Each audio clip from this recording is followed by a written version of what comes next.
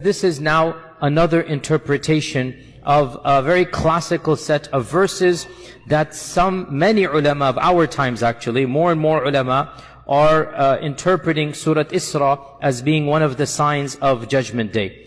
And if you begin from the surah, it starts off with the issue of Subhanalladhi asra bi'abdihi, the issue of Isra, and the fact that Allah subhanahu wa ta'ala blessed the Bani Israel, and that He gave them some power in the land. Now, the verses then go on. وَقَضَيْنَا إِلَى بَنِي إِسْرَائِيلَ فِي الْكِتَابِ لَتُفْسِدُنَّ فِي الْأَرْضِ مَرَّتَيْنِ. This is verse number 4 of Surah Isra. Okay, follow along. These are very powerful verses. We conveyed and decreed to the children of Israel in the kitab. What is the kitab here? Most of our ulama said the Lawh al-Mahfuz. لَتُفْسِدُنَّ فِي الْأَرْضِ مَرَّتَيْنِ. You shall cause fasad in this world twice. وَلَتَعْلُنَّ عُلُوًّا كَبِيرًا. And you shall reach a degree of great haughtiness.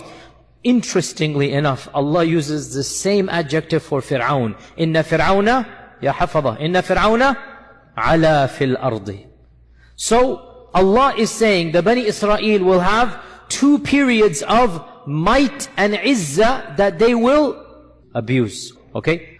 فَإِذَا جَاءَ وَعْدُ أُولَاهُمَا بَعَثْنَا عَلَيْكُمْ عِبَادًا لَنَا أُولِي بَأْسٍ شَدِيدٍ. We shall send against you.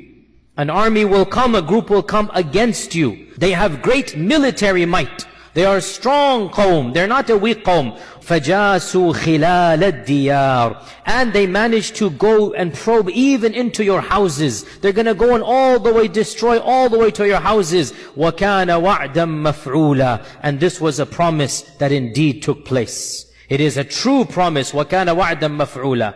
Now, ثُمَّ رَدَدْنَا لَكُمُ الْكَرَّةَ عَلَيْهِمْ. Then we gave you back a karra, a new chance. And we caused you to have a victory over your enemies. And وَأَمْدَدْنَاكُمْ بِأَمْوَالٍ وَبَنِينَ. We gave you blessings. You now had a civilization, children, wealth. وَجَعَلْنَاكُمْ أَكْثَرَ نَفِيرًا. And we made you powerful in numbers. Your akthara nafira means your manpower or your strength or your military might. All of this is allowed here, right? So you became a mighty nation. In ahsantum ahsantum lianfusikum. Ya Bani Israel, if you do good, it's only for yourself. You will do good. Wa in asa'tum falaha. But if you do evil, it will be used against you. فَإِذَا جَاءَ وَعْدُ الْآخِرَةِ. When the second and final time, because there shall not be a third time of power. Ya Bani Israel, Allah has decreed, you shall come to power and be a civilization twice. The first one, وَكَانَ وَعْدًا مَفْعُولًا. It is a done deal. The second one, when it shall happen, فَإِذَا جَاءَ وَعْدُ الْآخِرَةِ لِيَسُوءُوا وُجُوهَكُمْ. There is a missing phrase here, and that missing phrase, we should say it is understood by the context that Allah will send another group of people, and they will cause your faces to become sour.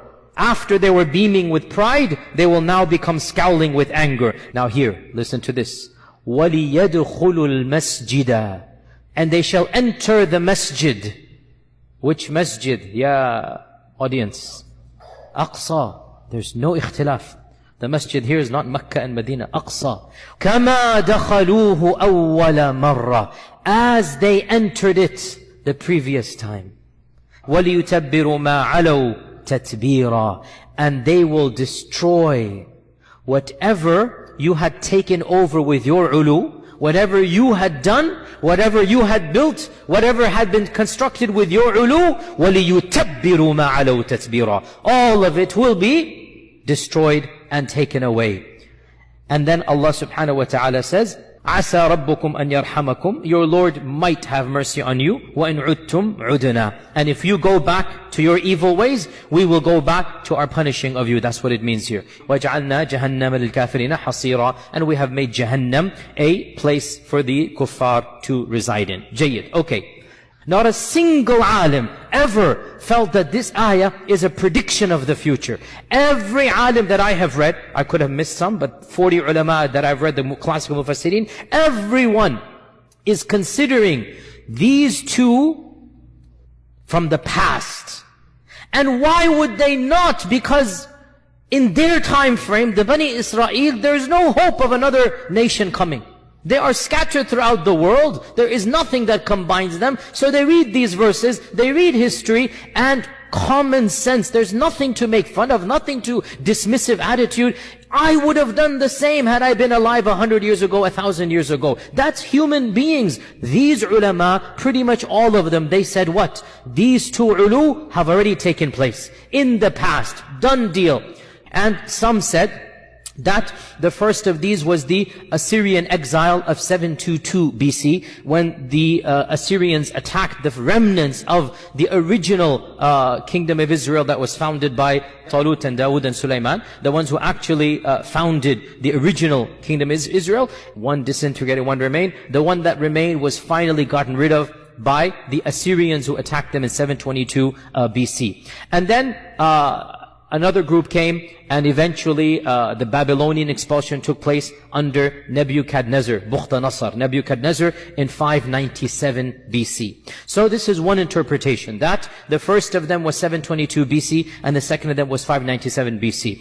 Others have said, and this is very popular as well, and this is the position of even some of the Tabi'un. The first is the expulsion of Bukhtanasar, because Bukhtanasar massacred them. It was one of the main massacres of the Bani Israel, and he was basically almost exterminated them. Then they had to flee to various places in the world. And then in the Roman expulsion as well in 70 CE, another wave took place. This is the classical interpretation, that the two have already occurred. There is a modern interpretation that a number of prominent scholars in Egypt, in Bilad al-Sham, in Palestine, a number of places, they are saying, why are we assuming that these are in the past? The Quran doesn't say so. In fact, the Quran only says one of them, وَكَانَ وَعْدًا مَفْعُولًا. The first one has taken place. As for the second, the Quran does not say that it has taken place. Why are we assuming it has taken place? And now you see exactly where we're heading with this, right? So the first one would then be, most likely, the first destruction of the temple. That was when the glory of the original kingdom completely gone. And they have never had that type of political stability up until when? We all know up until when.